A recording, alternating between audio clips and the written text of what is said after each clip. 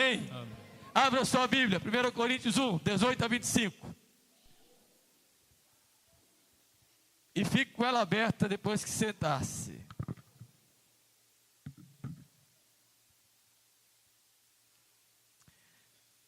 Primeira Coríntios, capítulo 1, do verso 18 ao verso 25, leia junto comigo. Certamente a palavra da cruz é loucura para os que se perdem, mas para nós que somos salvos, poder de Deus. Pois está escrito: destruirei a sabedoria dos sábios e aniquilarei a inteligência dos instruídos. Onde está o sábio? Onde o escriba? Onde o inquiridor desse século? Porventura não tornou Deus louca a sabedoria do mundo? Visto como na sabedoria de Deus o mundo não o conheceu por sua própria sabedoria, aprove a Deus salvar os que creem pela loucura da pregação. Porque tanto os judeus pedem sinais, como os gregos buscam sabedoria. Mas nós pregamos a Cristo crucificado, escândalo para os judeus, loucura para os gentios. Mas para os que foram chamados, tanto judeus como gregos, pregamos a Cristo, poder de Deus e sabedoria de Deus. Porque a loucura de Deus é mais sábia do que os homens, e a fraqueza de Deus é mais forte do que os homens. Amém. Pode sentar. Versículo 18, que tomarei como base para a nossa reflexão. Certamente, a palavra da cruz é loucura para os que se perdem, mas para nós que somos salvos, poder de Deus. Amém. O apóstolo Paulo escreve esta carta aos Coríntios para repreender, para chamar a atenção de alguns fatos que lá estavam ocorrendo. Problemas em várias frentes e ordens diferentes que a igreja estava enfrentando. Mas como sempre, antes o apóstolo Paulo faz sua saudação, como de costume, e isso você pode perceber nos versículos de 1 a 9 do capítulo 1, quando ele mesmo se apresenta, diz o motivo pelo qual ele está escrevendo esta carta, faz sua saudação, ora por aqueles irmãos, e depois começa a chamar a atenção deles para algumas coisas. E antes mesmo da repreensão e da exortação, ele faz uma afirmação contundente, que é essa que está no versículo de número 18. Ele afirma que a palavra da cruz é loucura, mas é loucura para quem está se perdendo. Para os que foram alcançados pela graça e salvos foram por ela, é poder de Deus, é sabedoria de Deus. E você tem que ter em mente algumas coisas quando você escuta uma afirmação como esta, ainda que o pensamento da carta seja de chamar a atenção por vários aspectos que a igreja estava vivendo de maneira errada, distorcida. A palavra que Paulo traz inicialmente é esta: que há um poder que é de Deus para quem é salvo. E esse poder reside na cruz de Cristo.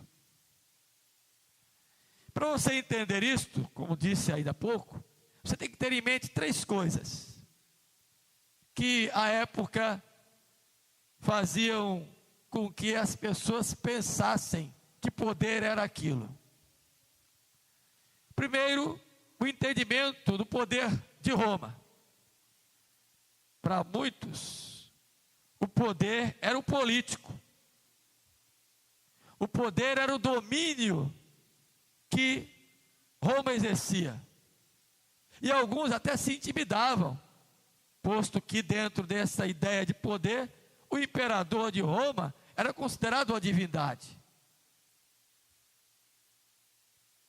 e subjugados pelo domínio romano, que foi o domínio que mais tempo durou na história da humanidade. Nenhum povo, em nenhuma época, em nenhum outro tempo da história da humanidade, durou tanto tempo dominando outros povos como os romanos. E eles instituíram vários aspectos que são hoje costumes em todos os lugares do mundo: as artes, a política, o direito.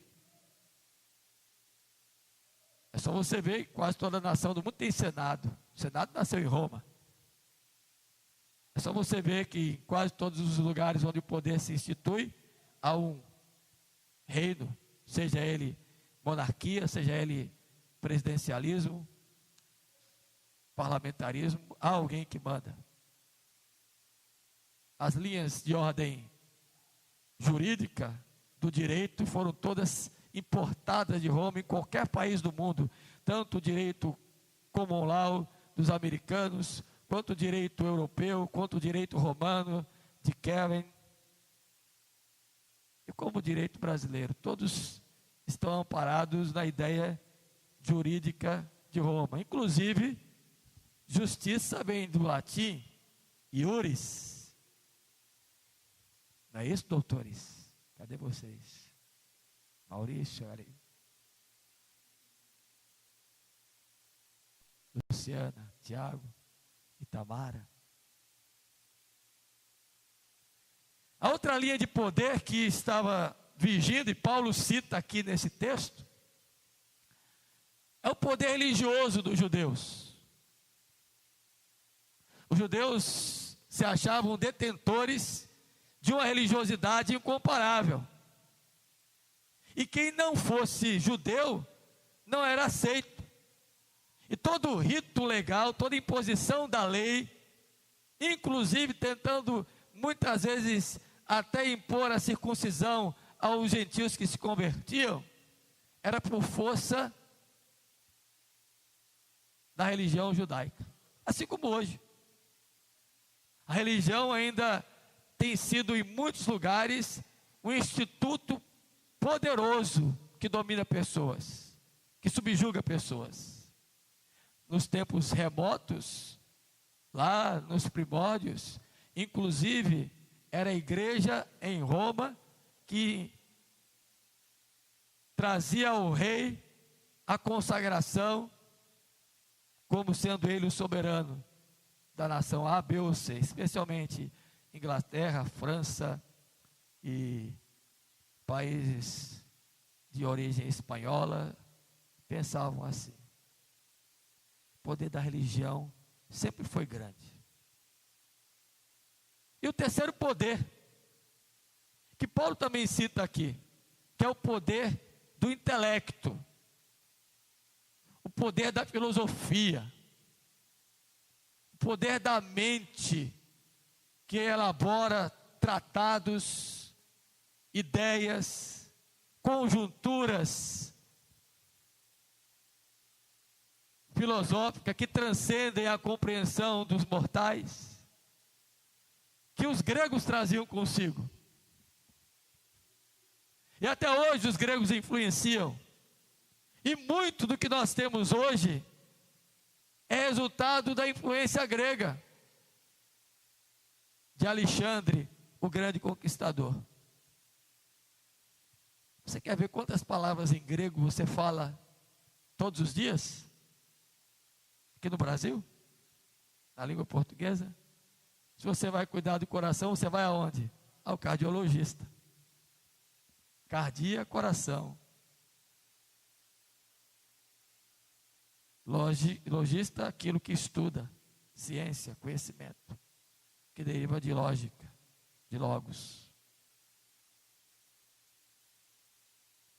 Hipermercado, de uma preposição aumentativa no grego, hiper.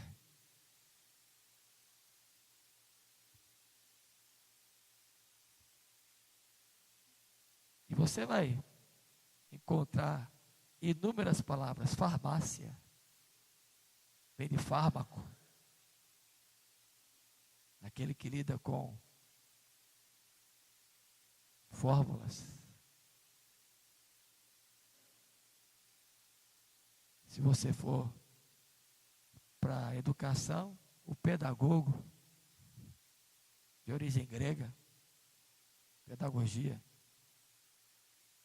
Você tem inúmeras palavras que originaram do pensamento grego. Isso sem contar as elucubrações e discussões da lógica, da tese, da antítese, da síntese, sem pensar em Aristóteles, ou nos filósofos como Sócrates, Platão, ou na dialética argumentativa que você tem em qualquer matéria da sua vida, em qualquer hora que você for discutir alguma coisa, você vai precisar usar a sua cabeça para argumentar. Tudo é fruto da influência grega. E hoje não é diferente. Esses três poderes estão aí. Uns acham que serão salvos pelo poder e força influente da política. E alcançando algum benefício dos tais, estão, bem. Outros acreditam que abraçando uma religião, especialmente aquela que propõe alguns feitos portentosos, vem para cá, deixe de sofrer, aqui acontece, olhe isso, olhe aquilo. Quer um iate? Vem para cá. Essa semana, no meu grupo viu, Geraldinho? Se você estiver depois assistindo essa mensagem, para com isso, homem. Geraldinho postou no nosso grupo que no Black Friday ele comprou uma lanchinha. É brincando, né? Um navio imenso carregado por um reboque. Não deu para ir pegar lá. Mas olha aqui, a minha aquisição. Ele brincou com a gente, né? É o poder que a religião de alguns grupos tenta trazer para você, do domínio econômico, de que você só é abençoado se tiver riquezas, posses. E o poder intelectual, de gente que só acha que será poderoso se conseguir um curso acadêmico, depois pós-graduar-se, e depois da pós-graduação vem, o que vem mais, hein? Não sei o que mais lá, não sei o que mais lá, e gasta a vida, gasta os recursos, gasta a energia. Não estou sendo contra não, viu? Faça, vá em frente, estude, mas não ache que é isso que vai te fazer uma pessoa verdadeiramente salva.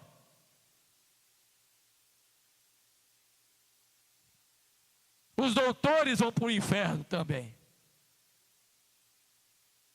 E povoarão lá. Na realidade, o que nós estamos precisando entender, a necessidade que nós temos de conhecermos o poder, para nós é o poder da salvação. E é interessante, meu irmãozinho, minha irmãzinha, que quando a gente fala nisso, nós temos algo a pensar aqui no que é dito por Paulo. É interessante a gente observar que o conhecimento é nato do ser humano. Todos nós queremos conhecer alguma coisa. É desejo de buscarmos um aprofundamento. Não é ilegítimo. O problema é quando nós nos enveredamos por essa busca do conhecimento e nos distanciamos de buscar aquele que é a própria sabedoria. O Deus que tem todo o conhecimento para nos dar. O conhecimento sobre Ele mesmo, sobre a grandeza da salvação, sobre o mistério da salvação, sobre a obra da cruz.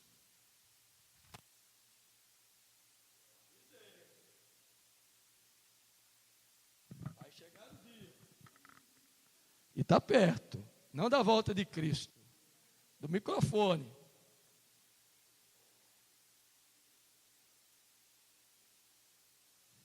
Aí vão chamar o pastor Maurício de estressado. E ele é. Mas, voltando para cá, a busca pelo conhecimento não é ilegítima. Pelo contrário, eu e você temos que buscar esse conhecimento, sempre. Mas o problema é quando esta busca desenfreada, desordenada, desajustada, descontrolada, nos afasta da sabedoria da qual nós devemos nos aproximar, que é temer a Deus como princípio e alcançar o objetivo maior, conhecer os mistérios de Deus, a pregação da cruz e o poder dela e todo o revelar da vontade de Deus por meio da sua palavra. Esse é o conhecimento que eu e você temos que buscar e que Deus oculta, esconde dos sábios e revela com profundidade aos simples. Agora olha aí, versículo 18, e leia comigo. Como é que o apóstolo Paulo então afirma? Certamente, leia por favor.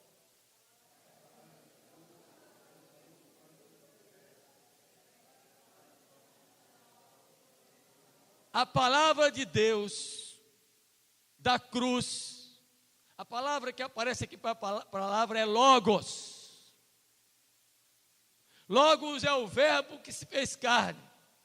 O verbo que se fez carne foi cravado na cruz. E este conhecimento daquilo que foi feito por Deus na pessoa de Jesus em nosso favor, não podemos tirar da nossa mente, não podemos extrair da nossa vida, não podemos colocar de lado no nosso caminhar. Não dá para escantear, colocar numa prateleira e só buscar na hora que a gente precisa. A palavra da cruz é poder de Deus para os que são salvos.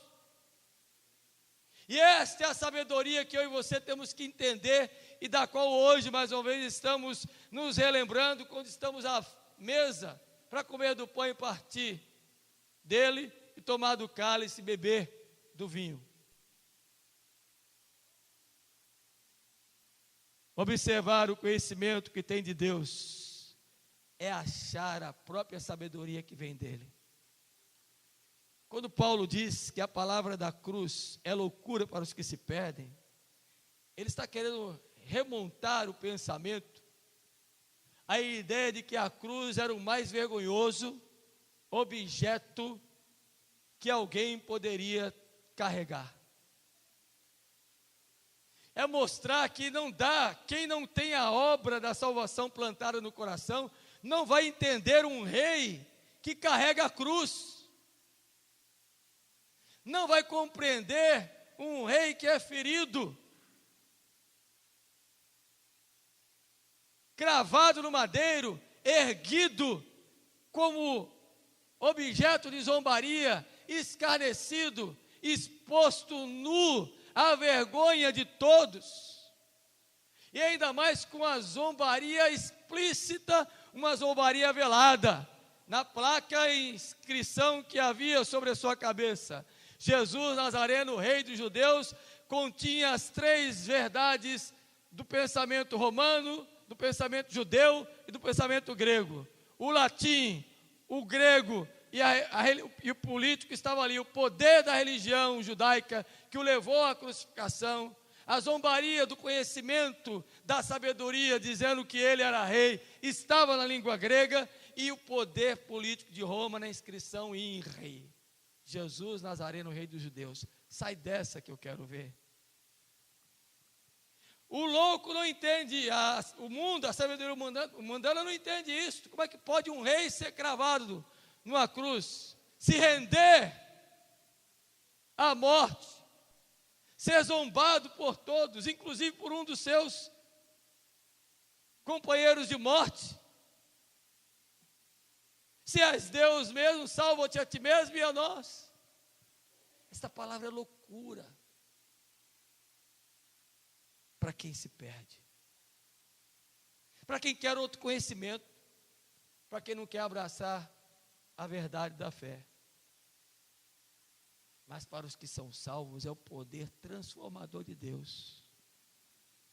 É a palavra da sabedoria que mostra que Deus é infinitamente sábio. Quando propôs a Adão e Eva lá no Éden, que do filho dela, sua descendência, haveria de esmagar a cabeça da serpente. E atravessou o tempo, a história, até que na plenitude dos tempos, como diz Gálatas 4:4, nascido de mulher, veio Jesus, nasceu, operou os sinais, foi levado à morte, crucificado, sepultado, mas ao terceiro dia ressurgiu, foi assunto aos céus e gloriosamente voltará para levar os que creram nessa palavra da pregação, nessa sabedoria de Deus, nesse conhecimento de Deus, que é o que cada um de nós aqui precisamos. Não precisamos de filosofia, não precisamos de ciência econômica, contábil, histórica, jurídica, não precisamos do conhecimento filosófico, não precisamos do conhecimento pedagógico, não precisamos do conhecimento de qualquer área das ciências, ainda que ele não seja útil para o tempo que aqui estamos, mas o que nos leva à salvação é o conhecimento da sabedoria de Deus, dos mistérios de Deus, da cruz de Cristo Jesus. Não perca tempo, meu querido, minha querida, reflita nessa sabedoria. Deus é infinitamente sábio, tem conselhos de sabedoria para nos dar, porque só Ele é sábio, só Ele é a fonte de sabedoria, somente os seus ensinos nos dão a sabedoria, e qual é a sabedoria que nós precisamos entender nessa noite, já indo para a minha conclusão, aplicando a nossa reflexão, é o saber como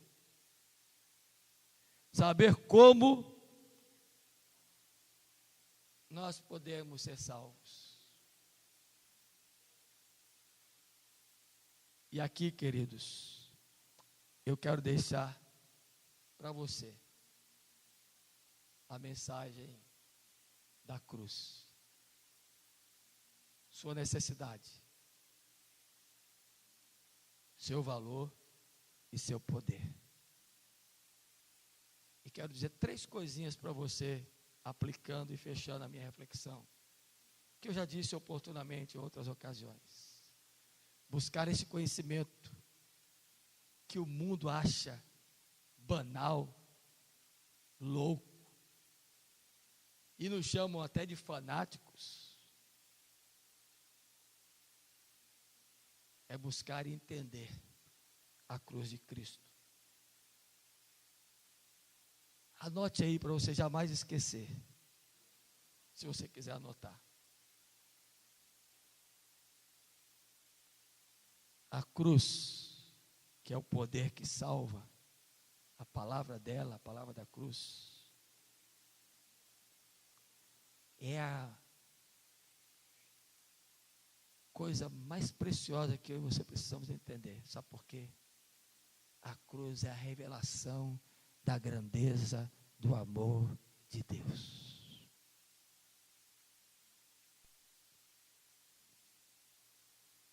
Ninguém, por mais generoso que seja, daria o seu filho, único no gênero, para ser entregue à morte.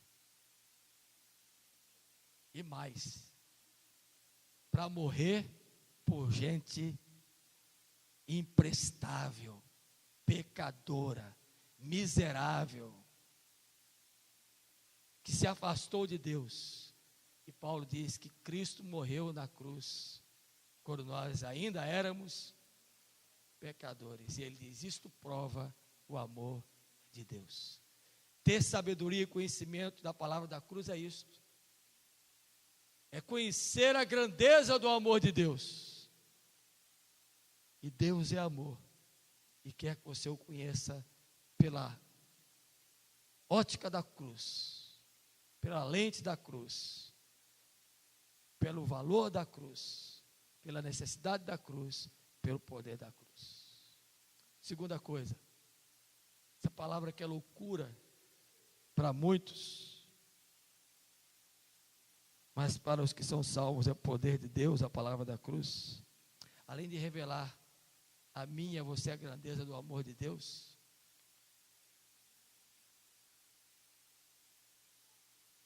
Também nos revela, de uma maneira demonstrativa, a grandeza da graça de Deus.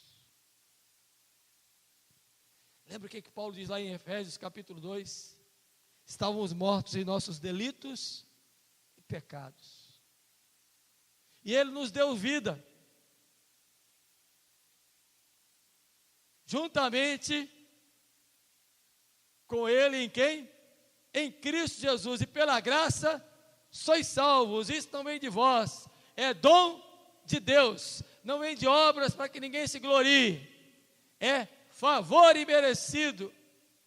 É Deus olhar para nós moribundos, desgarrados, distantes, longe, e pôr em nós o seu amor e nos dar da sua graça, que nos traz vida. Por isso que o salmista diz lá no Salmo 63, dá Mi maior aí, Moab.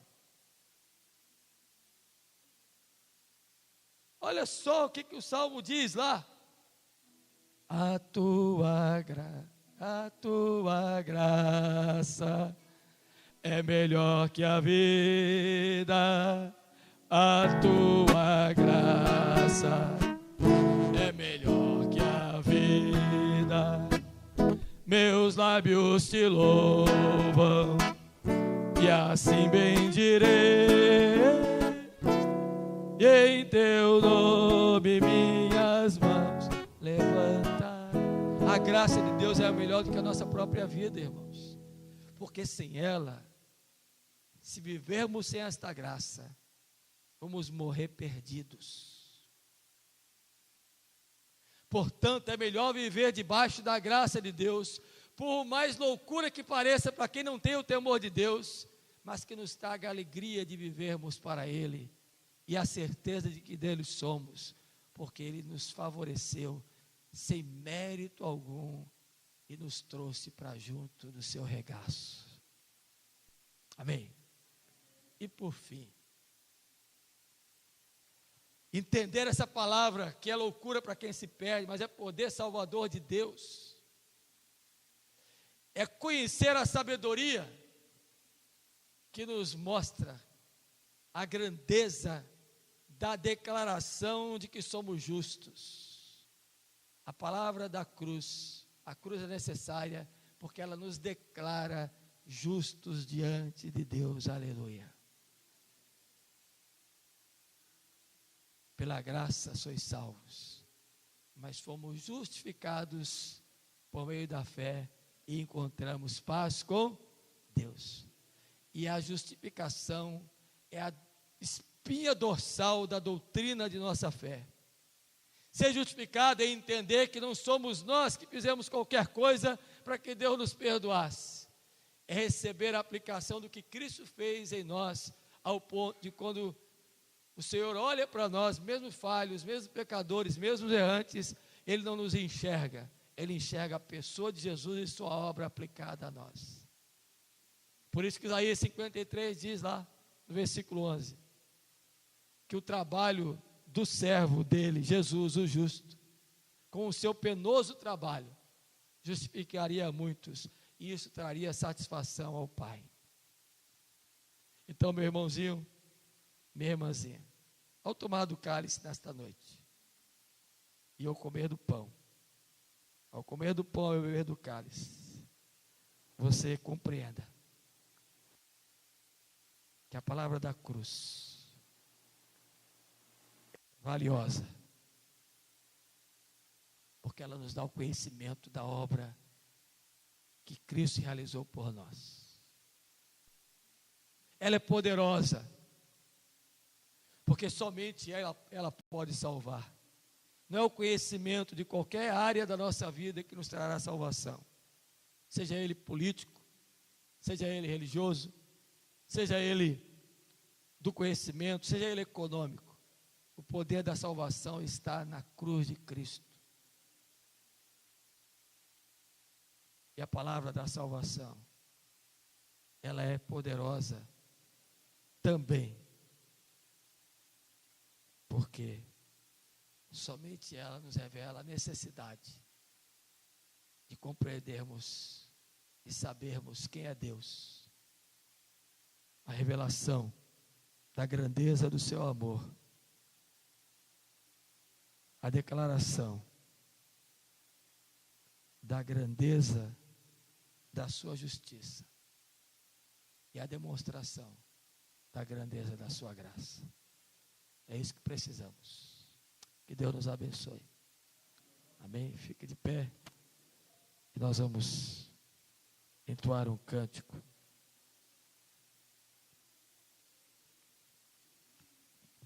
Enquanto vamos à mesa.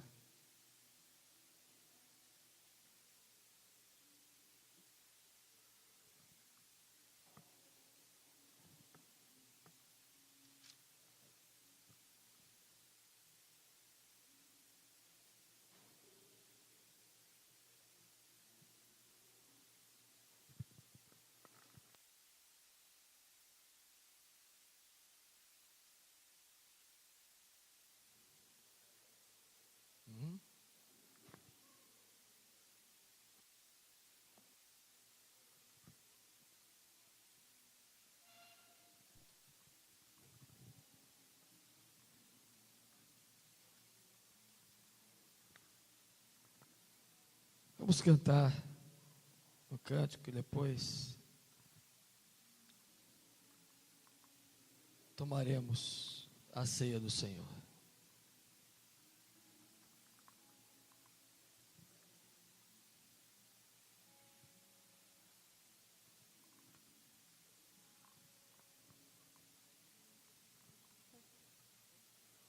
Se tu olhares, Senhor, pra dentro de mim, Pouco. nada encontrarás de bom, mas um desejo eu tenho de ser transformado. Preciso tanto do teu perdão. Dá-me um novo coração. Dá-me um coração igual ao teu, meu mestre. Dá-me um coração igual ao teu, coração disposto a obedecer, cumprir todo o teu querer. Dá-me um coração igual ao teu.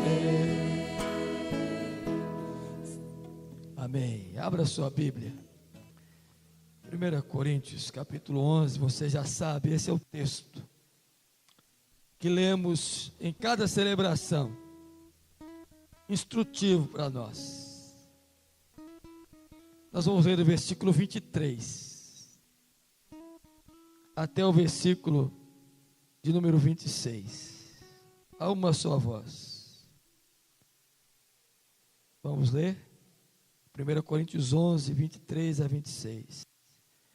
Porque eu recebi do Senhor o que também vos entreguei, que o Senhor Jesus, na noite que foi traído, tomou o pão, tendo dado graças, o partiu e disse: este é o meu corpo, que é dado por vós. Fazei isso em memória de mim. Por semelhante modo, depois de haver ceado, tomou também o cálice, dizendo: esse cálice é a nova aliança no meu sangue. Fazei isso todas as vezes que o beberdes, em memória de mim. Porque todas as vezes que comerdes este pão, beberdes o cálice, anunciais a morte do Senhor, até que Ele venha. Amém. Podem sentar. Confiar em Deus é crer na sua palavra e crer nos benefícios dos meios de graça. Entre eles está o sacramento. A nossa fé reformada nos adverte a importância da ceia. E para aqueles que foram alcançados pela palavra da cruz, não podem se furtar em tempo algum, de tomar do pão e beber do cálice. Porque cada vez que assim fazemos, nós estamos rendendo graças a Deus pela obra da salvação que Ele nos concedeu. Cada vez que a gente participa da mesa do Senhor, nós estamos agindo com implicações missionárias, porque estamos dizendo que Ele morreu e voltará. E cada vez que nós tomamos o pão e bebemos do cálice, nós estamos animando a nossa memória, reavivando a nossa fé, renovando o nosso interior, a nossa alma, o nosso ânimo, na obra da redenção que nos foi aplicada. Logo, deixar de comer do pão e beber do cálice nos faz ingratos, nos faz desobedientes quanto à proclamação do Evangelho e não traz ao nosso coração, de forma alguma, a memória avivada da obra e do ministério de Cristo e sua pessoa. Por isso não dá para você ficar sem comer do pão e beber do cálice, sob pretexto algum. E se estiver em pecado, confesse, e assim coma do pão e beba do cálice, mas jamais se ouvide de participar. Porque tomar do pão e beber do cálice é ser grato pelo que Cristo fez, é proclamar o que Ele fez e aguardar a sua volta, e é ter uma memória avivada de que Ele nos abençoa. Amém? Então todos os que estão aqui nesta noite, que já deram, que são membros de qualquer comunidade genuinamente cristã, que estão em comunhão, nós estamos sob disciplina, podem assim, nesta hora, comer do pão. Não precisa esperar um pelo outro. À medida que for tomando, pode assim comer. Comei então. Esse é o meu corpo, disse Jesus, que foi oferecido por amor de vós. Fazei isso em memória de mim todas as vezes que dele comerdes.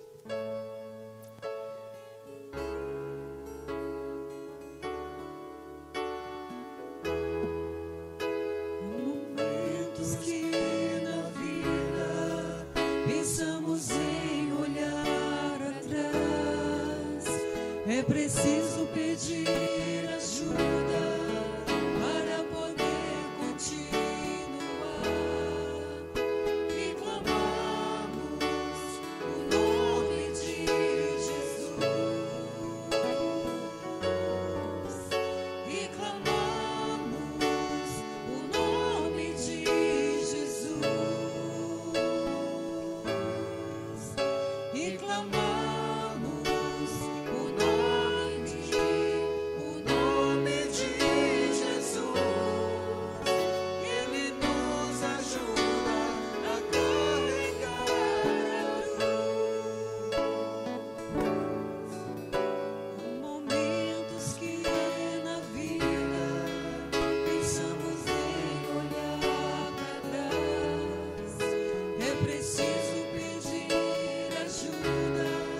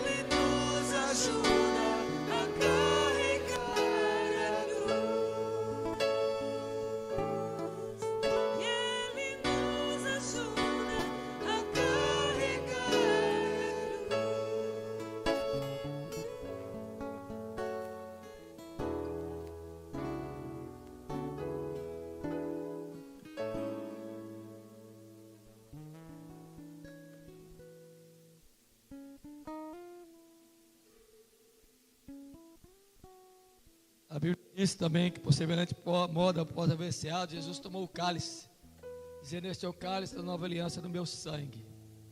Fazei isso em memória de mim todas as vezes que dele beberdes. Os que participaram do pão podem tomar agora também do cálice. Não precisa esperar um pelo outro, e o cálice pode ficar aí, ou você leva com você para casa. Ele pode ser usado porque é descartável.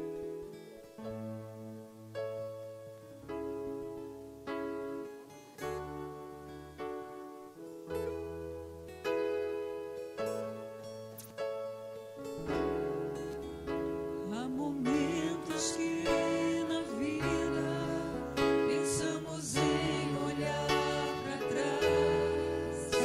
É preciso pedir ajuda para poder continuar. E clamamos o nome de Jesus. E clamamos o nome de Jesus.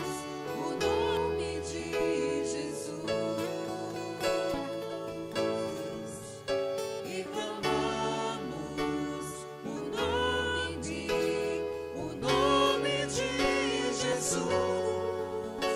Ele nos ajuda a carregar a cruz.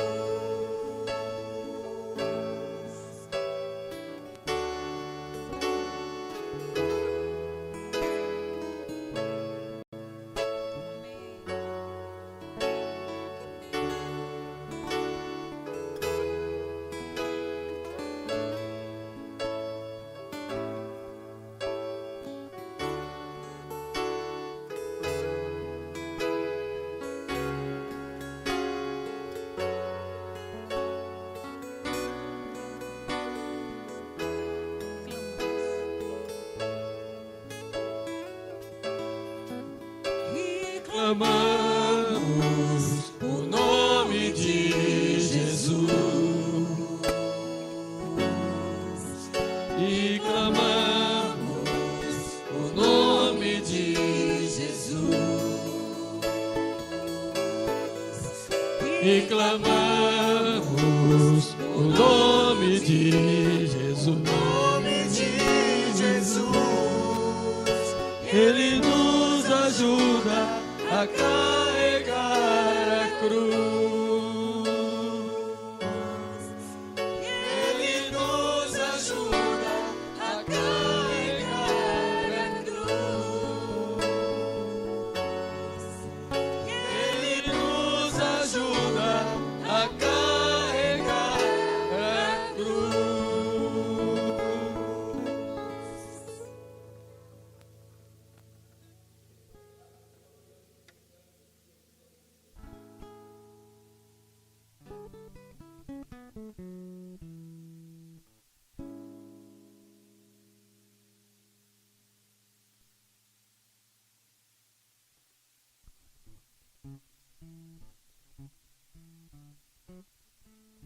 O que diz o versículo 26 aí de 1 Coríntios 11? Você já sabe.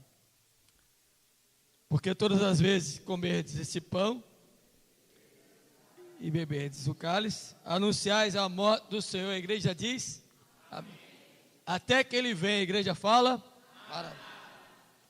Fica de pé, e antes de sair eu vou dizer uma coisinha para você.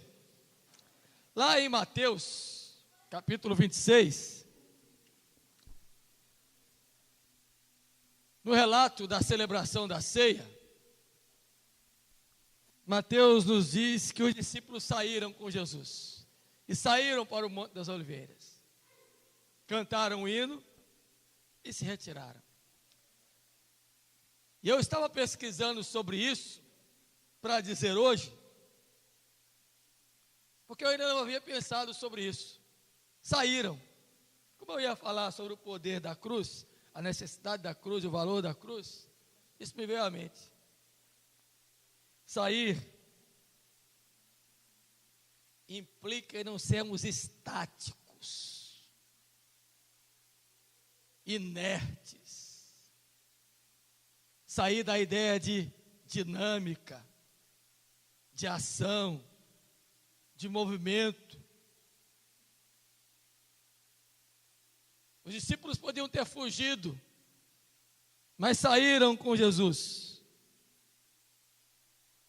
extasiados, tomados pela sublimidade daquele momento, do partir o pão e do beber do vinho, ainda que perplexos, saíram cantando. E sair, meu irmão, implica a responsabilidade de você anunciar a mensagem da cruz. Sair implica que você, quando comeu do pão e bebeu do cálice, diz que lembrará-se-á dele até que ele volte. E que você vai anunciar a sua morte todos os dias e o seu retorno em sua vida. Sair é agir. Sair implica em responsabilidade. Leve com você essa mensagem de hoje. Que Deus te abençoe. Cristo Jesus é meu Salvador. Agora vamos terminar com esse canto. Pode vir, os que sabem, com aquelas vozes bonitas. E vamos cantar. Cantamos antes da mensagem. Eu acho que é Lá maior, né? Isso, Lá maior. Vou com você. Chega, dona Cláudia. Chega, Jacos. Cante com alegria e diga isso. Cristo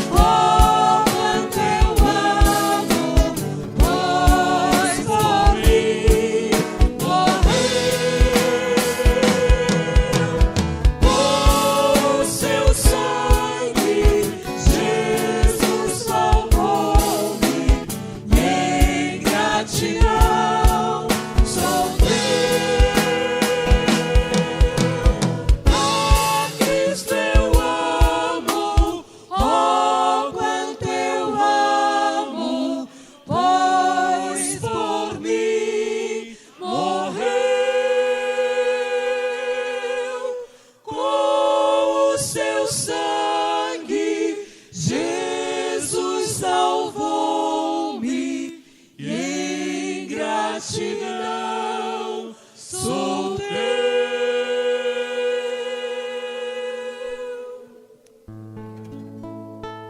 Ó Senhor, obrigado por esta noite bendita, feliz, alegre, em tua casa, como povo teu, como igreja tua, apesar de nós, apesar de nossos pecados, apesar de quem somos, apesar de nossas fraquezas, de nossas limitações, de nossos senões, de nossos equívocos, o Senhor nos ama. com amor eterno nos atraiu a Ti. Somos Teus. E se Te amamos é porque o Senhor nos amou primeiro. Obrigado, Senhor, por tão grande amor. Obrigado porque o poder da palavra da cruz nos alcançou. E o que é loucura para o mundo, para nós é salvação. Ó Senhor, despede-nos a Tua paz, sobre a Tua bênção, sobre o Teu cuidado. Concede-nos uma semana venturosa, um mês repleto de vitórias. E a renovação da alegria da salvação em nós. Oramos a Ti, ó Pai, em nome de Jesus. Com o perdão dos nossos pecados. Amém. Que a graça maravilhosa de Jesus, revelada como prova do grande amor de Deus, demonstrado por nós na cruz, que este amor de forma graciosa nos conceda a bênção nesta noite. E que todo o poder do Espírito Santo que aplica em nós toda a declaração de justiça de Deus para nossas vidas repouse sobre cada um aqui nesta noite, sobre o povo de Deus espalhado pela face da terra, hoje e sempre. Amém.